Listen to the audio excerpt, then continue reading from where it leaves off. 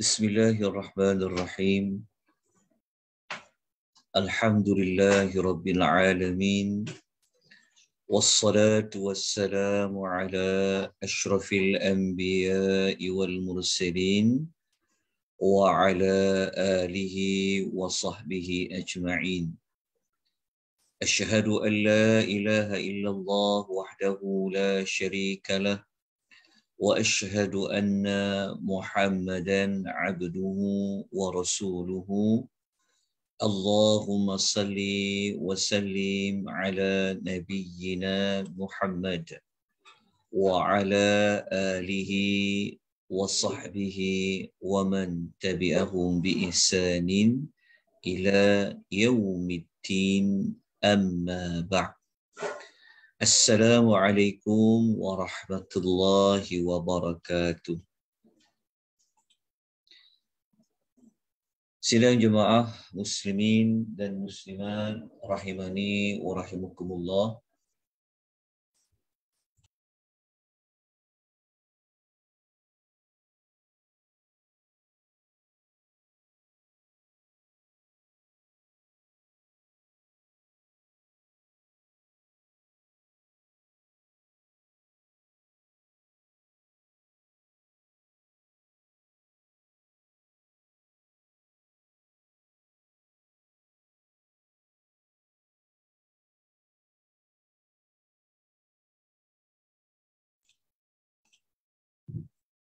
Alhamdulillah, kita dapat bertemu pada malam ini yang mana setiap Khamis malam Jumaat seperti kebiasaan sebelum kita memasuki bulan Ramadan yang lalu, pengisian pada Khamis malam Jumaat ini sebenarnya ia diisi oleh Al-Fadhil Ustaz Afwan Mansur. Namun beliau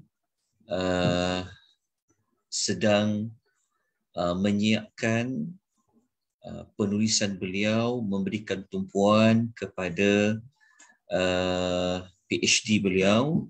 Jadi ada kekosongan pada Khamis malam Jumaat, maka saya mengambil ruang yang ada, peluang yang ada ini untuk kita sama-sama mengambil manfaat.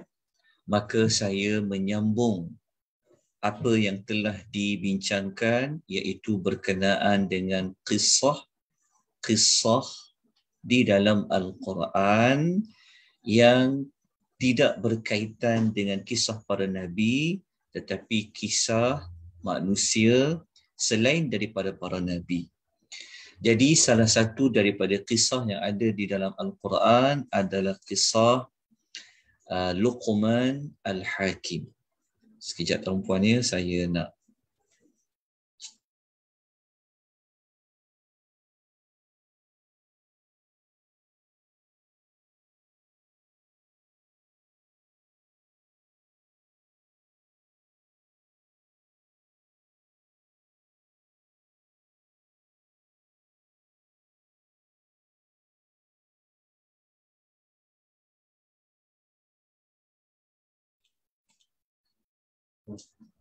Muslimin dan muslimat rahimani wa rahimakumullah. Sepatutnya seperti yang saya maklumkan, memang mengikut jadual pengisian malam ni diisi oleh Ustaz Afwan. Jadi saya menyambung apa yang telah dibicarakan oleh Ustaz Afwan, iaitu tentang kisah-kisah, cerita-cerita yang terdapat di dalam Al-Quranul Karim. Malam ni kita membicarakan tentang kisah Luqman yang telah dikurniakan oleh Allah dengan hikmah. Oleh kerana itu, beliau sangat terkenal, disebut dengan gelaran Luqmanul Hakim. Malam ini kita akan membicarakan secara ringkas berkenaan dengan latar belakang Luqmanul Hakim. Kita juga akan membincangkan tentang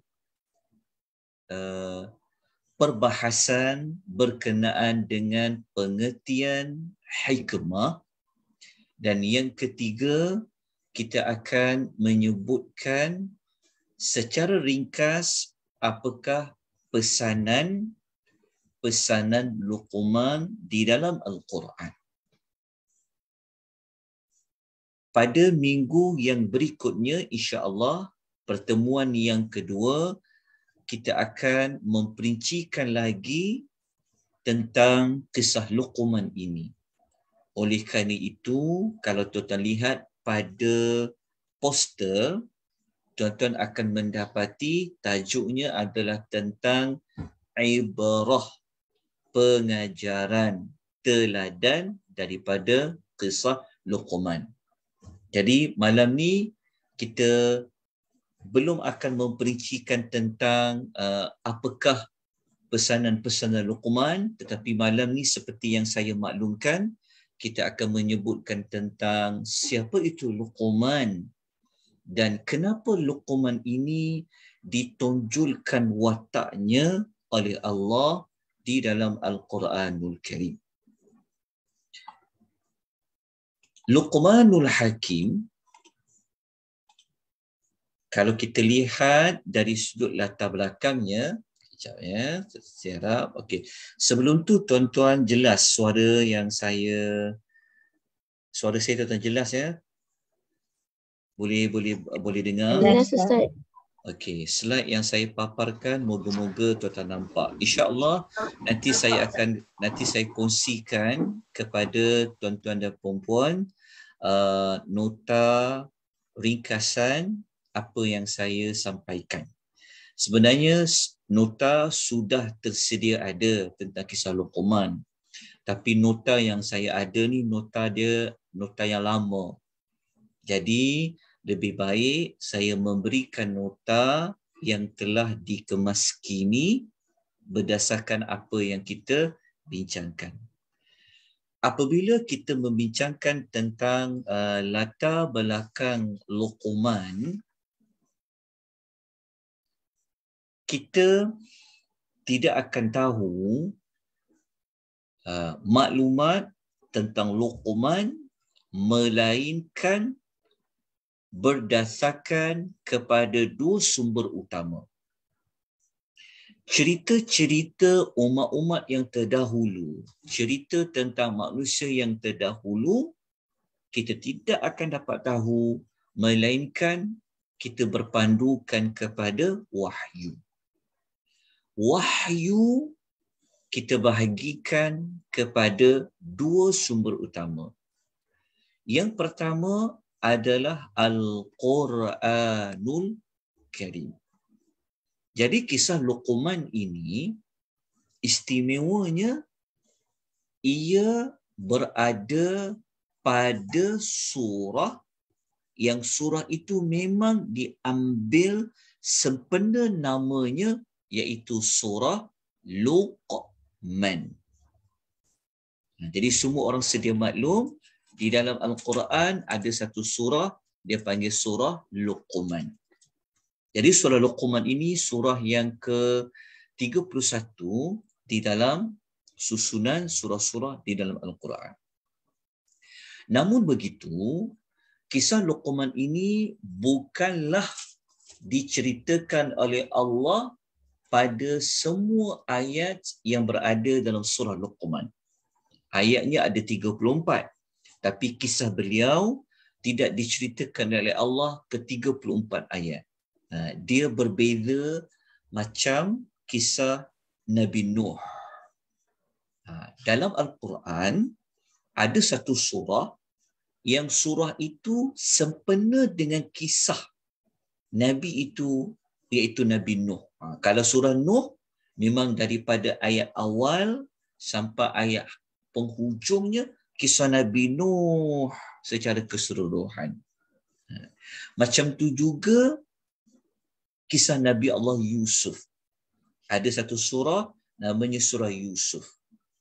Surah Yusuf 90, kita kata boleh kata dalam 97% semuanya cerita tentang Nabi Allah Yusuf alaihi wassalatu wassalam.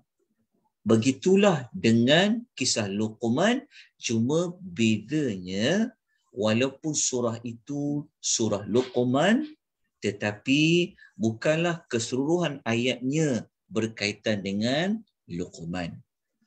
Jadi untuk mengetahui kisah Luqman ini, maka kita kena buka dalam surah Luqman. Tidak ada ayat lain di dalam Al-Quran yang mencerita kisah Luqman. Tak ada. Dalam surah Luqman saja. Maka ayat yang dimaksudkan bermula dalam kisah Luqman ini, dia bermula pada ayat nombor 12. Ayat 12. Kenapa mulakan ayat 12? Kerana ayat 12 ini memang kita akan jumpa nama Luqman itu disebutkan. Seperti mana yang saya paparkan di slide tuan-tuan dan puan-puan, di skrin Zoom tuan-tuan dan puan-puan ni, kita akan nampak perkataan Luqman disebutkan pada ayat yang ke-12. A'udzubillahi minasyaitonirrajim. وَلَقَدْ آتَيْنَا لُقْمَانَ الْحِكْمَةَ. Okey, kita akan jumpa pada ayat yang ke-12 ini nama Luqman. Okey, perkataan Luqman pada ayat yang ke-12. Maknanya kisah Luqman ini ia berada pada ayat yang ke-12 dan ia tamat pada ayat yang ke-19. 12 sampai 19. Ayat 12 sampai 19 ni ia berada pada satu halaman yang sama, pada satu muka surat yang sama, iaitu pada muka surat 412. Kalau buka muka surat 412 Al-Quran, akan jumpalah ayat 12 sampai ayat 19. Yang mana ayat 12 sampai 15 itu merujuk kepada kisah Luqman yang diberikan hikmah oleh Allah, digelar dengan Luqmanul Hakim. Okay. Itu rujukan dia. Rujukan yang kedua sudah pasti adalah hadis Nabi sallallahu alaihi wasallam. Apabila kita merujuk di dalam hadis Nabi sallallahu alaihi wasallam, setakat ini dapatan daripada pihak saya, mungkin ada orang jumpa, saya tak jumpa. Kalau ada, mungkin tuan-tuan boleh berkongsi. Dapatan saya belum ditemui lagi mana-mana hadis Nabi SAW yang sahih yang menyebutkan tentang siapa itu Luqman. Apa pesan Luqman? Tak ada. Dalam hadis tak ada. Maknanya kita bergantung sepenuhnya kepada surah Luqman ayat 12 sampai ayat nombor 19. Apabila dua sumber utama ini, macam Al-Quranul Karim saja, kalau ada hadis kita rujuk hadis. Tapi sekarang ni hadis tak ada. Ayat Quran saja. Ini bermakna kita hanya berpandukan kepada sumber rujukan kita adalah Al-Quran. Ayat 12 sampai 19. Okey, maksudnya kita tidak boleh membicarakan kisah Luqman ini luar daripada apa yang telah Allah bicarakan. Jadi kalau ayat 12 sampai 19 sebut sekadar itu, Sekadar itu sajalah yang kita nak bicarakan. Sebab tu apabila kita nak sebut tentang latar belakang, kalau sebut tentang latar belakang kisah Luqman ni, kalau bukan dari sumber Quran, kalau bukan daripada sumber hadis, tuan-tuan akan jumpa panjang perbahasan. Tetapi walaupun panjang perbahasannya, terperinci diuraikan, ia sebenarnya sumber yang kita tidak boleh pegang ia secara mu'tamad. Kenapa? Kerana cerita-cerita kisah Luqman yang tersebar di dalam buku, hatta dalam kitab tafsir sekalipun, adalah cerita-cerita yang bersumberkan kepada pengkhabaran daripada orang Yahudi. Jadi apabila pengkhabaran daripada orang Yahudi disebut dengan istilah Israiliyat, maka sebaik-baiknya kita tidak berpegang secara muktamad. Boleh jadi betul, boleh jadi tak betul. Jadi tanya diri kita, adakah kita nak berpegang, nak jadikan panduan hidup dengan sesuatu maklumat yang tidak dapat dipastikan ia betul ke tak betul? Yang betul Quran, hadis yang kita dapat pegang secara yakin. Tapi yang lain-lain ni kita berada dalam keadaan yang 50-50. Jadi maklumat yang dalam keadaan betul ke tak betul ni, maka dalam pendekatan yang saya akan gunakan, maka saya tidak akan menyentuh tentang maklumat-maklumat yang bersumberkan daripada riwayat Israiliyat. Oleh kerana itu, apabila bincang siapa tu Luqman ni, duduk dekat mana, berasal dari mana, zaman bila dia ni, apa pekerjaan dia, tidak ada maklumat itu dijelaskan oleh Allah di dalam Quran, dalam hadis pun tak ada.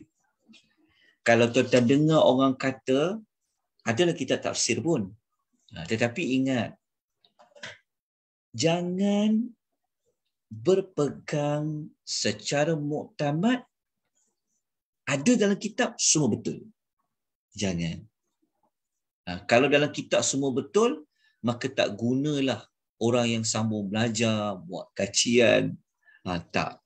Jangan ya. Sekalipun kitab tafsir. Tapi ingat, sumber utama kita Quran dan hadis. Itu yang paling utama. Tuan-tuan pernah dengar tak orang kata Luqman ni kulit dia hitam, bibir dia tebal, orang kata. Dia berasal daripada Habsyah. Pernah dengar? Macam-macam tuan-tuan dengar. Ada yang mengatakan dia ni tukang kayu lah. Ada macam-macam disebut tentang kisah Luqman. Baca tafsir Ibnu Kathir ke, Durul Mansur Ibn Suyuti ke, banyak dicerita latar belakang dia. Tetapi maklumat-maklumat itu sebenarnya tidak dapat dipastikan secara benar. Maksudnya apa? Kita kata no comment. Tawakuf. Tawakuf tu maksudnya kita kata ada riwayat tapi nak kata benar pun tak boleh, nak kata tak benar pun kita tak tahu. Okay, jelas ya? Sebab itu saya tak akan cerita latar belakang Luqman ni siapa, zaman bila, dia mati bila. Katakan kisah dengan anaknya pun kita tak tahu anaknya umur berapa. Anak dia taat tak pada dia. Apa yang berlaku kepada Luqman setelah berinteraksi dengan anaknya, kita pun tak tahu. Jadi ini adalah penerangan asas bagi memahami kepada kita semua dalam kita mendapatkan suatu maklumat. Kalau Allah tidak menjelaskan, kalau dalam hadis tidak juga menjelaskan, maka sebaik-baiknya yang paling selamat, kita tak perlulah nak bersusah payah mencari maklumat tu. Kita tak perlu nak habiskan waktu kita cakap mencari, saya nak tahu juga Luqman ni siapa, asal duduk negara mana. Iaitu sebenarnya dia akan membuang masa kita. Buat apa kita berpegang kepada fakta yang tak dapat disahkan keabsahannya. Okey, jadi itu saya terangkan secara ringkas tentang bagaimana nak memahami latar belakang Luqmanul Hakim. Baik. Kalau kita masuk sedikitlah kisah Luqmanul Hakim ni, adakah dia ini seorang nabi ataupun dia seorang yang salih? Dia bukan nabi, tapi dia seorang yang salih. Yang ini pun kita tak dapat nak pastikan yang mana satu. Kalau kita kata dia seorang nabi, kita perlukan dalil menunjukkan dia tu nabi. Tapi kalau kita tak kata dia nabi, kalau dia nabi, tak patut pula. Yang pasti dia manusia yang memang salih. Adakah dia nabi tak nabi tu? Wallahu ta'ala alam. Tak ada siapa yang boleh berikan jaminan secara muktamad dia seorang nabi. Tak ada. Dia bukan nabi pun tak boleh cakap juga. Jadi wallahu ta'ala a'lam. Siapakah itu Luqman? Yang pasti dia salih, yang pasti dia taat Allah, sudah pasti. Tapi siapa dia, nabi tak nabi, kita serahkan kepada Allah Azza wa Jalla. Okay. Kemudian kita masuk kepada keistimewaan Luqman ni adalah pada satu pemberian yang Allah beri kepadanya, yang pemberian itu disebut dengan istilah al-hikmah. Luqman ni yang kita tak boleh tolak faktanya, Allah telah memberikan kepadanya hikmah. Sekejap lagi saya akan terangkan apa itu maksud hikmah. Okay. Kalau kita rujuk pada ayat nombor 12, kita mendapati ada perkataan hikmah disebutkan oleh Allah Subhanahu wa ta'ala selepas perkataan Luqman. Allah mengatakan, a'udzubillahi minasyaitonir rajim, wa laqad atayna Luqmanal hikmah. Dan sesungguhnya kami benar-benar telah memberi, atayna, telah memberi kepada Luqman itu hikmah. Jadi kalau kita sampai pada ayat ni, kita memang akan sedia maklum Allah beri kepada Luqman itu adalah hikmah. Ini di antara perkara yang besar yang dikaitkan dengan Luqman, hikmah. Hikmah ni, kalau kita perincikan, apa itu hikmah? Kita dalam bahasa pertuturan kita biasa juga sebut tentang hikmah. Bercakap dengan hikmah. Ya. Pasti ada hikmah, kita selalu sebut. adakah apa yang kita tuturkan itu sama seperti mana yang Allah maksudkan hikmah yang Allah beri kepada Luqman? Jadi untuk mengetahui hikmah ini sebenarnya apa, maka cara yang paling terbaik sekali adalah kita kena tengok di dalam Al-Quranul Karim.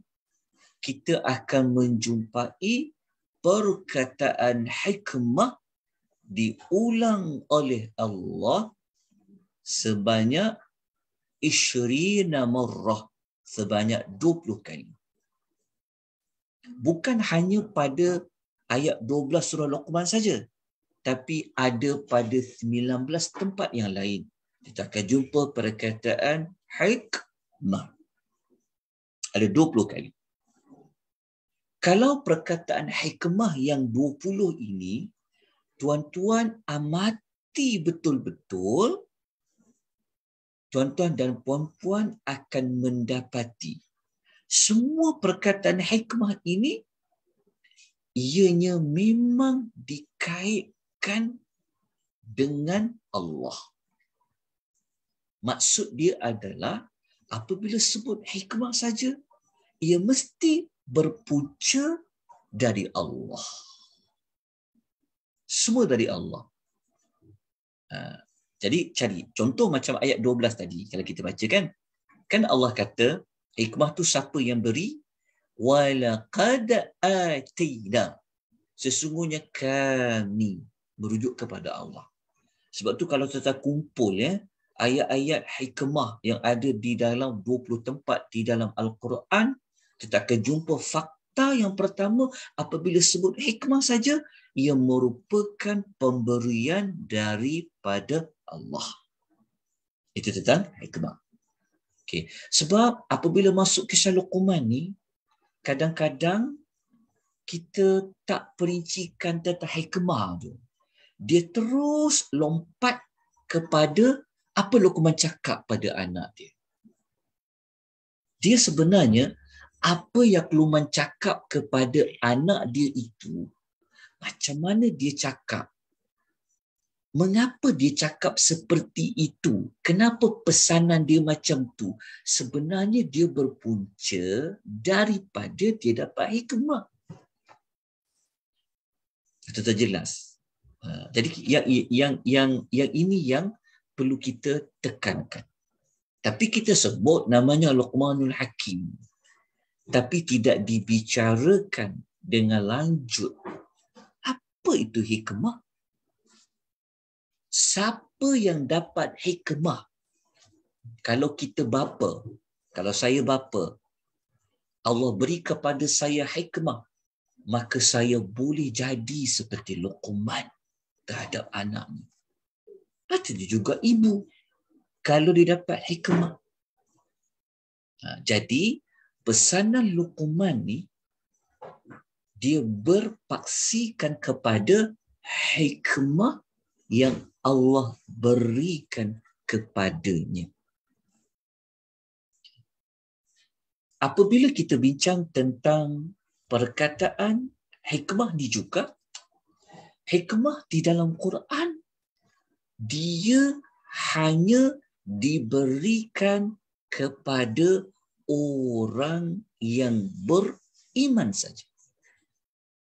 Kalau orang tu tak beriman, dia memang tak layak, dia memang tak patut pun digelar seorang yang mendapat hikmah.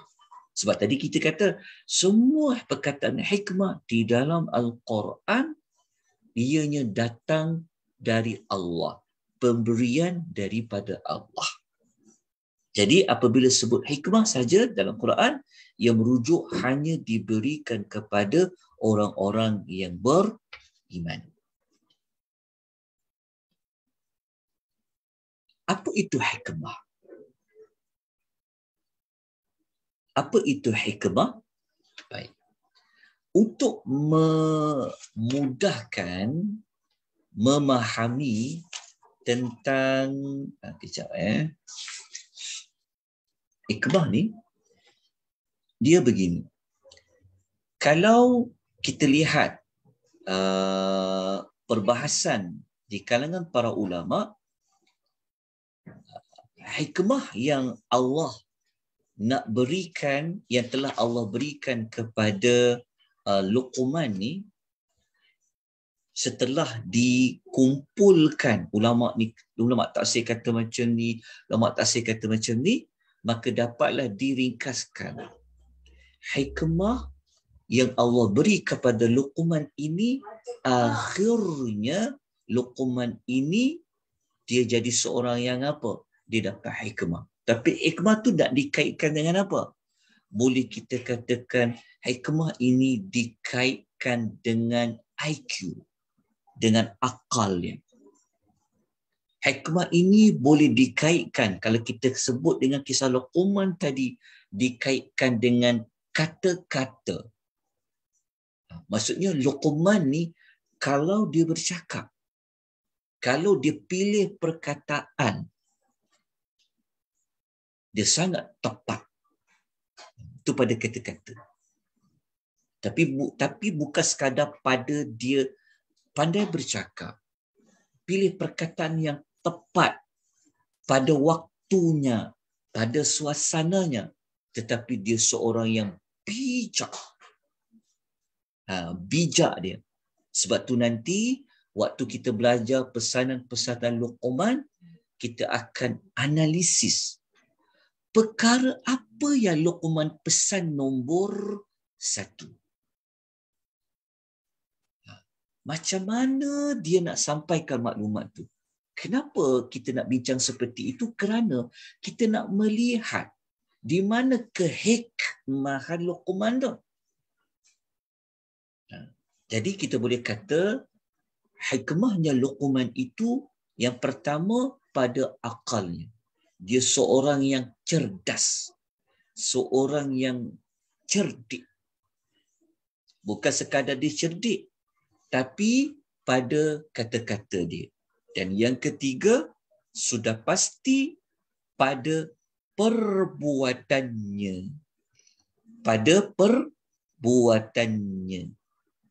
Dia bukan seorang yang hanya pandai berkata-kata, pilih perkataan yang halus, yang tepat, tetapi dia juga beramal dengan apa yang dia katakan. Itulah dia panggil hikmah. Dan sekejap lagi saya akan tunjukkan bukti apa perbuatan yang paling besar yang nampak hikmahnya Luqman ini. Ayat 12 tu ada jawapan dia. Pada ayat 12 tu ada jawapan dia. Apa contoh terbesar hikmahnya Luqman ni? Pada ayat 12. Nanti kita akan sebutkan. Okay. Ringkasannya, apa itu hikmah yang Allah bagi kepada Luqman? Kita boleh katakan bahawa Luqman ni, kita boleh katakan Luqman ni orang yang kita boleh kata, kalau kita nak define perkataan hikmah tu, maksudnya bijaksana, tepat, seorang yang cergas. Maksudnya Luqman ni kita boleh kata dia apa maksudnya, dia cakap tu tepat pada waktunya. Lepas tu dia ayat yang dipilih tu memang ayat yang sesuai untuk disampaikan. Macam kita kadang-kadang nak nasihat anak, betul kita nasihat tu, tapi pemilihan perkataan tu tak sesuai. Kita kadang-kadang suka ingatkan anak-anak, tetapi yang kita ingatkan tu tak bertepatan dengan perihal keadaan anak-anak tu. Kalau anak lelaki, tak sama pesanannya macam anak perempuan.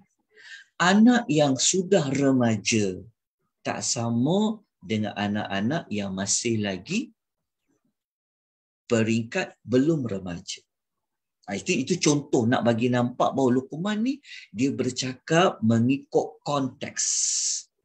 Nanti waktu kita belajar dekat pesanan tu kita akan nampak nanti bagaimana hikmah yang Allah beri kepada Luqman. Oleh kerana itu, untuk jadi seorang bapa yang terbaik, ibu yang terbaik, guru yang terbaik, pendidik yang terbaik, pendakwah yang terbaik, maka minta kepada Allah supaya Allah memberikan kepada kita hikmah. Minta kepada Allah bukan sekadar ilmu, tetapi memberikan kita hikmah. Kenapa? Kerana hikmah ni, kalau kita dapat dia, kita seperti mendapat kebaikan yang banyak. Dalam banyak-banyak kebaikan yang Allah nak bagi, dia dapat disimpulkan pada hikmah. Maknanya, siapa yang Allah beri kepadanya hikmah, maka dia mendapat kebaikan yang banyak. Saya tunjukkan ayat Quran yang menyebut tentang siapa dapat hikmah, dia dapat kebaikan yang banyak. Ialah ayat yang Allah sebut dalam suratul Baqarah ayat 269. Ayat 269 ni dia berada pada buku surat yang ke-45. Tetapkan jumpa perkataan hikmah. Ingat tak tadi saya katakan ada 20 tempat diulang perkataan hikmah. Salah satu tempatnya ia berada pada ayat 269 dalam suratul Baqarah. Apa yang Allah nak bagi tahu kepada kita tentang hikmah? Seperti saya sebut pada tuan-tuan lah, karakter Luqman ni, hebatnya dia ni adalah pemberian yang Allah bagi tu apa dia hikmah. Allah kata dalam suratul Baqarah, yu'til hikmata man yasha. Allah memberikan hikmah man yasha kepada siapa yang Allah nak pilih. Allah kan kita sebut hikmah dari Allah. Macam kita kata tadi, pandai, cerdik, tepat, kan? Semuanya adalah pemberian Allah. Jadi Allah Ta'ala ni, dia boleh bagi hikmah kepada siapa-siapa yang Allah kehendaki. Maka salah seorang yang mendapat hikmah itu adalah Luqman. Okay. Allah kata lagi, wa may yu'tal hikmah, siapa yang dapat hikmah itu, faqad utiya khairan katsira, maka sesungguhnya dia telah diberikan kebaikan yang banyak. Cuba tak pada perkataan utiya khairan katsira, dia telah diberikan kebaikan yang banyak. Rupa-rupanya Luqman yang selalu dijaja namanya, dijadikan rujukan kan di dalam Al-Quran, dia merupakan salah satu manusia yang Allah memberikan kepadanya kebaikan yang banyak. Kenapa dia dapat kebaikan yang banyak? Kerana dia telah mendapat hikmah. Hikmah tu siapa yang beri? Allah yang beri kepada Luqman. Kenapa Luqman terpilih? Mesti ada sebab dia terpilih. Seperti mana kita katakan tadi, Luqman ini adalah orang yang beriman, orang yang saleh. Nak tahu iman Luqman, nak tahu kesalehan Luqman, nanti kita akan bincangkan pada perincian pesanan-pesanan Luqman. Baik. Setakat ni tuan-tuan dan puan boleh faham, jelas? Jelas Ustaz. Ada apa-apa nak tanya? Boleh? Alhamdulillah faham Ustaz.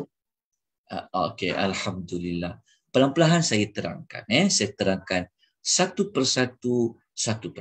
Sebab kisah ni, Luqman ni sangat penting. Semua dalam Quran tu penting lah. Tapi Luqman ni, itu yang kita nak pada anak kita. Itu yang kita nak jadi pada diri kita. Okey, jelas kat situ. Okey. Panjang lagi ni kisah Luqman ni. Okey, tak apa, pelan-pelan kita belajar.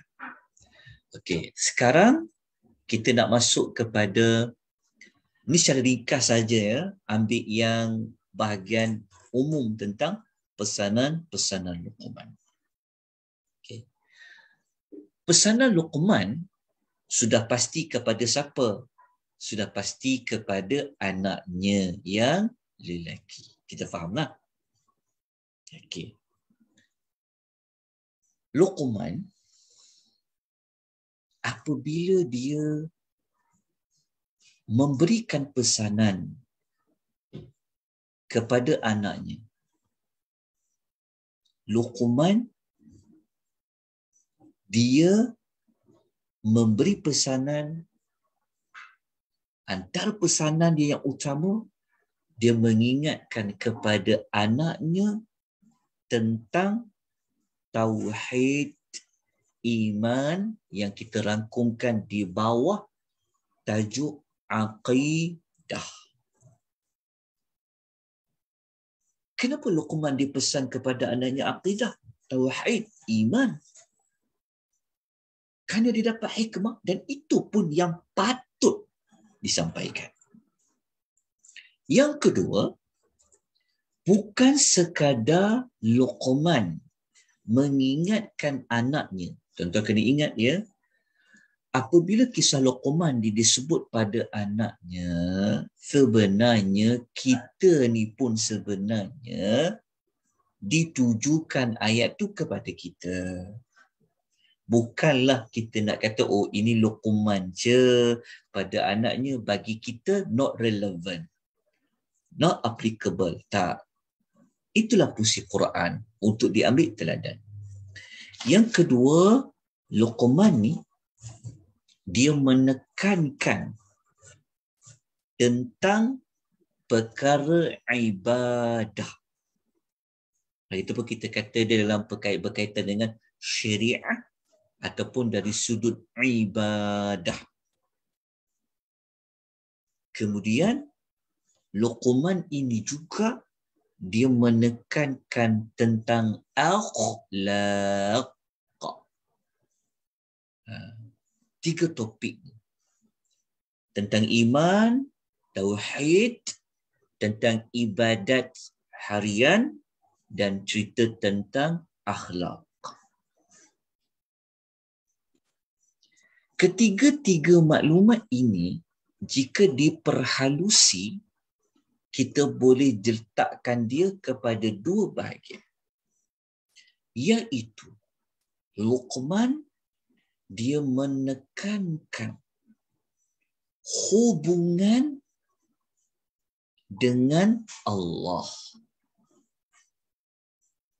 Tetapi dia tak lupa untuk menekankan hubungan dengan manusia yang ada.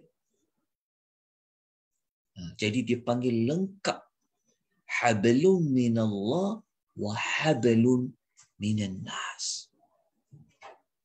Jaga hubungan dengan Allah. Begitu juga jaga hubungan dengan manusia. Jangan kita tekankan solat, tapi kita tidak menekankan akhlak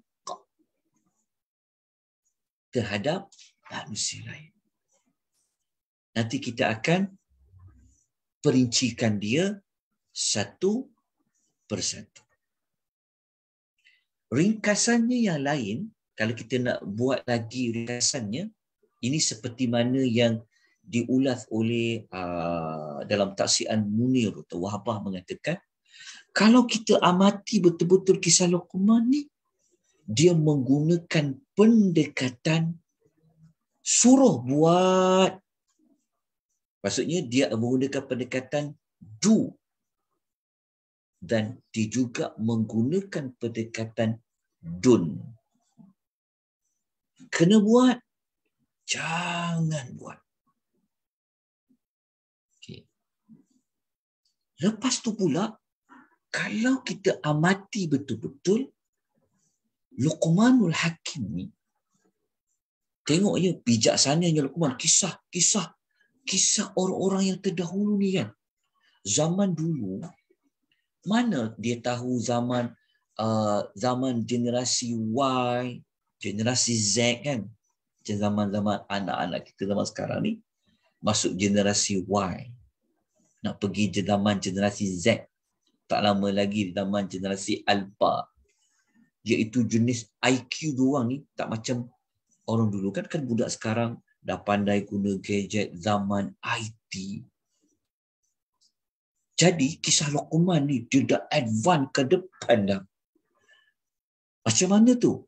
Luqman ketika mana dia menyuruh anak dia buat sesuatu, dia tidak hanya menyuruh, tetapi dia menerangkan alasan ataupun justifikasi kenapa disuruh anak dia buat.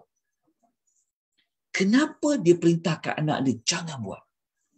Maknanya dia tidak meninggalkan anaknya hanya dengan ikut cakap ayah. Tapi dia meninggalkan anaknya. Kenapa kamu buat? Sebab apa? Sebab ayah itu, walaupun dia dah tak ada nanti, anaknya akan ingat. Sebab kadang-kadang ada anak-anak, dia buat kerana ayah dia. Takut dekat ayah dia. Takut dekat mak dia. Tapi kalau mak dia tak ada, ayah dia tak ada, dia buat tak? Yang inilah yang perlu kita perbincangkan. Bukan sekadar kita mengatakan jangan syirikkan Allah je. Tapi kena diterangkan. Kenapa tak boleh syirikkan Allah? Nanti kita akan perhalusi macam mana Luqman menggunakan kaedah menerangkan alasan di sebalik suruhan dia tadi.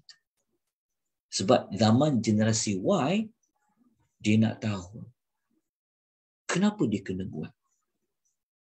Kenapa nak kena pergi sekolah? Kenapa perlu solat? Kenapa perlu tutup aurat? Kenapa? Why? Sebenarnya Al-Quran telah lebih ke depan daripada zaman. Telah menerangkan teknik pendidikan yang sangat terbaik. Nanti kita akan perhaluskan. Jadi malam ni saya tak mahu panjang-panjangkan sebab saya nak kita bahaskan sikit lagi tentang hikmah tadi. Okay, jelas tuan-tuan perempuan. Okay, dalam masa yang sama kan, nanti kita akan jumpa Luqman ni, dia menggunakan kaedah, dia kata jangan. Betul tak? Dia suruh buat, dia kata jangan buat. Tapi yang pelik kan, jangan tu contohnya macam paling mudah kan dia cakap ke anak dia apa? Kalau kita faham kan, dia cakap ke anak dia, la tusyrik billah. Dia kata, jangan engkau syirikkan Allah. Jangan ni perkataan negatif tak? Negatif tak? Negatif kan? Jangan. Tuan-tuan pernah dengar tak? Di media sosial, penceramah-penceramah motivasi. Kan tuan-tuan pernah dengar tak gerakan positivism? Maksudnya kan selalu kita dengar, kita kena cakap menggunakan bahasa yang positif. Tak boleh cakap tidak, tak boleh cakap jangan. Sedangkan Al-Quran menggunakan pendekatan jangan. Kan bertentangan dengan apa yang pakar-pakar motivasi katakan. Kita kena positif, tuan-tuan. Dalam hidup kita, jangan guna perkataan yang seperti kata jangan cakap tidak.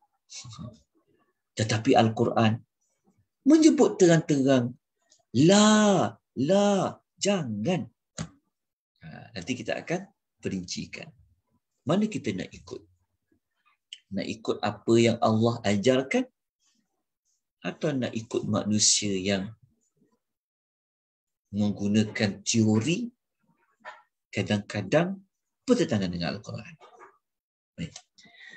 Saya nak bawa tuan-tuan malam ni kepada hikmah yang kita boleh dapati makna hikmah itu pada ayat nombor 12.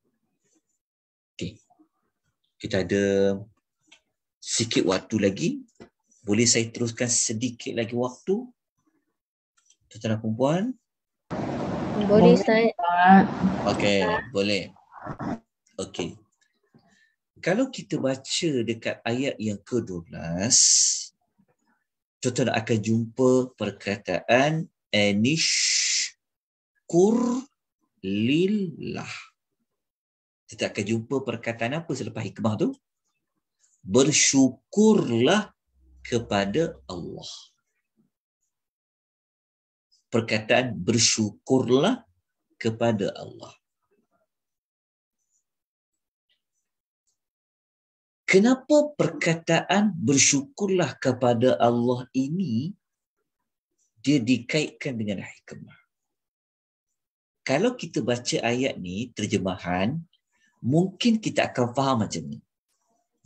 Mungkin kita akan faham, dah dapat hikmah, kenalah bersyukur kepada Allah. Betul tak? Betul tak kita faham macam tu?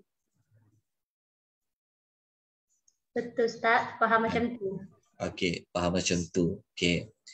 Betul, maksud dia betul, cuma perlu ditambah baik lagi. Cuba tak perkataan ani kat sini. Ani. Perkataan ani kat sini kan? Perkataan ani kat sini sebenarnya dia an. Sebenarnya perkataan ani dekat sini dia sebenarnya nak menjelaskan. Tulis kat situ. Dia nak menjelaskan hikmah itu apa. Dia nak menjelaskan. Kan ayat kata, sesungguhnya kami telah memberi kepada Luqman hikmah. Okey. Lepas tu kan ada perkataan ani. Okey, perkataan ani dekat sini fungsi dia untuk menjelaskan apa itu hikmah. Jadi kalau perkataan ani ni fungsinya untuk menjelaskan apa itu hikmah, maknanya hikmah itu dikaitkan dengan syukur.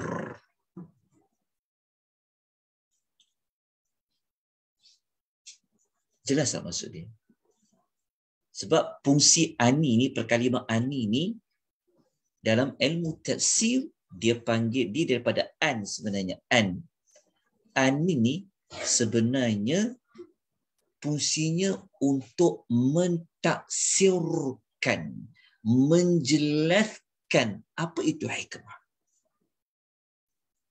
Memang betul lah kalau kita kata dah dapat hikmah, kenalah bersyukur kepada Allah. Itu betul. Tetapi kalau kita dalamkan lagi, seolah-olah ayat yang bagi tahu hikmah itu ialah perbuatan mensyukuri Allah.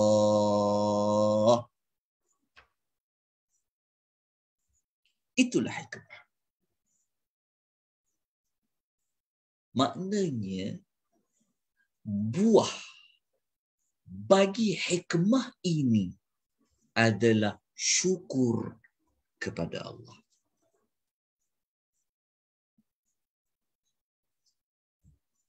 Boleh faham? Perlu saya terangkan lagi. Okey. Hikmah ni, hikmah. Okey. Kalau tuan-tuan perhatikan baik-baik, tuan-tuan akan mendapati dalam ayat ini ada banyak perkataan syukur. Kat mana ada syukur? Kat sini ada syukur lillah. Yashkur. Yashkuru. Betul tak? Diulang 3 kali perkataan syukur dalam ayat 12 ni. Ayat 12 ni dia menjadi intisari penting dalam kisah Luqman ni. Jangan cepat-cepat nak pergi ayat nombor berapa? Nombor 13 tu. 12 ni kena selesaikan dulu. Sebab itu ada kaitan dengan hikmah. Okay. Kalau nak tengok perkataan syukur, kita akan jumpa ketika mana ayat nombor ayat nombor ni. Ayat nombor 14. Kita akan jumpa perkataan syukur lagi. Anishkurli. Jumpa tak perkataan syukur? Syukur. Okay. Maknanya, berapa kali diulang perkataan syukur dalam surah Luqman berdasarkan kisah Luqman. Tuan-tuan akan jumpa lebih kurang 4 kali. Okay. Dalam 4 kali tu, 2 perkataan syukur menggunakan kata kerja fi'lu mudhari' ataupun present tense. Nampak tak? Kat mana ni? Yashkur.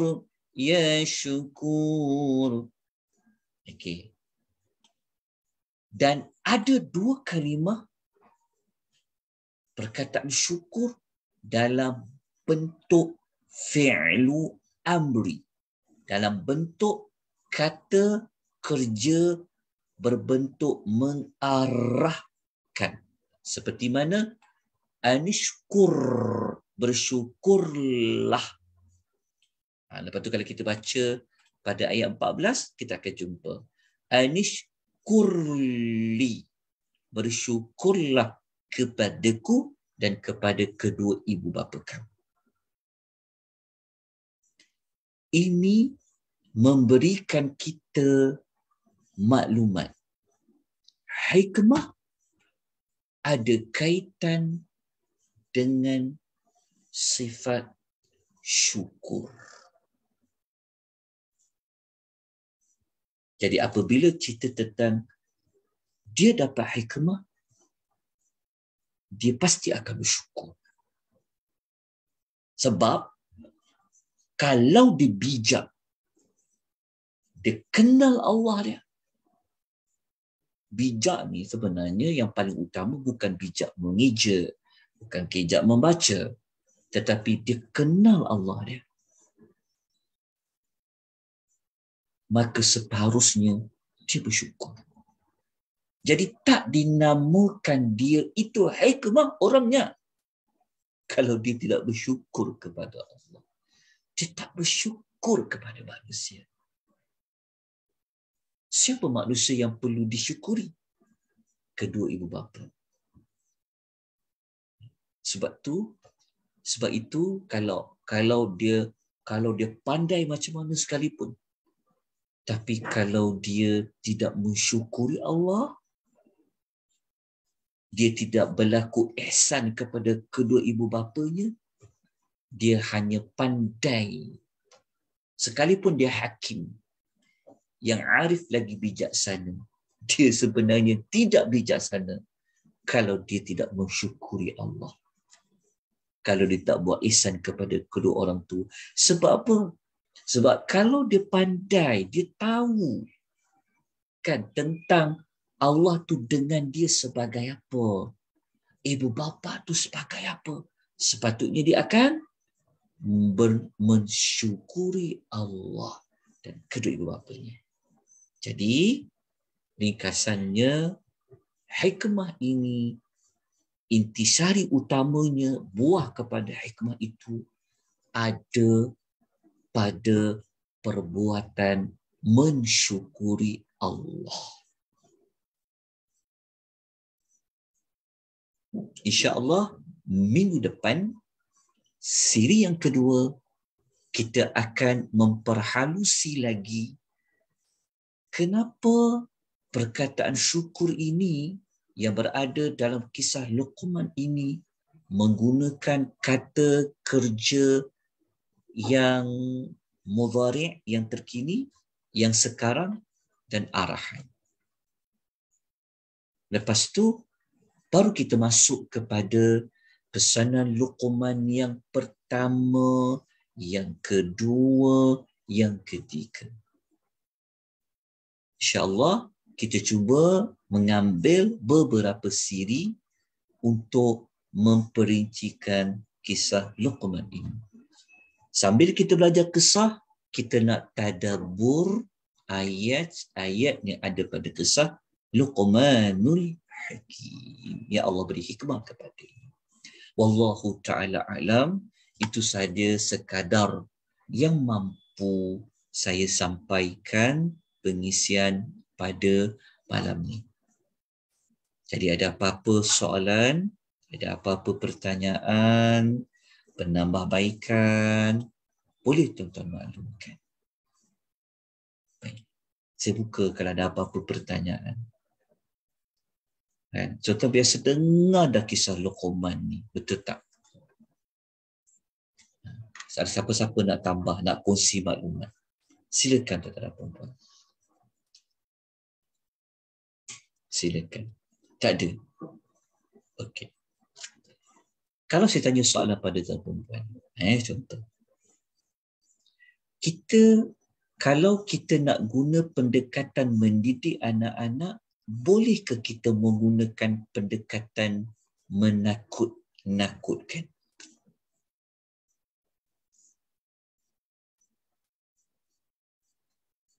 Jangan takut nak jawab.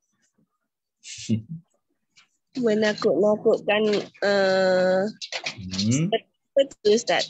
Ya, menakut-nakutkan maksudnya ada masa kita pujuk dia. Ada masa kita beri ancaman kepada dia. Betul kan maksudnya? Boleh Ustaz. Boleh. Boleh Ustaz. Saya pun selalu buat macam tu dengan anak-anak saya. Ya. InsyaAllah. Nanti kita akan kupas nanti. Kat mana kata kunci dia pada perkataan ya'idhuhu. Perkataan al-wa'adhu. Nanti kita akan kupas insyaAllah pada minggu hadapan, hari yang sama, tapi siri yang kedua bagi surah Luqman.